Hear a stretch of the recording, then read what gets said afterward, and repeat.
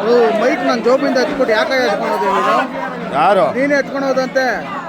Mike ಹುಡುಕ್ತಾ ಇದ್ದೀನಿ, ಉಗಿಸ್ಕೊಂಡೆ ನಾನು ಸರಿಯಾಗಿ ನೋಡೋಕ್ಕೆ ಮೈಕ್ ಇಟ್ಕೊಳ್ಳೋಕ್ಕಾಗಲ್ವಾ ಅಂತ. ಒಂದೇ ನಿಮಿಷ, ನಾನು ನಿಮ್ಮ ಹತ್ರ ಮೈಕೇ ಮುಟ್ಟಿಲ್ಲ ನಾನು. ಇದೇ ಬೇಕಾಗಿರೋದು ನನಗೆ, ಇದೇ ಬೇಕಾಗಿರೋದು ಇದೆ. ಬಾ ಹೋಗೋಣ.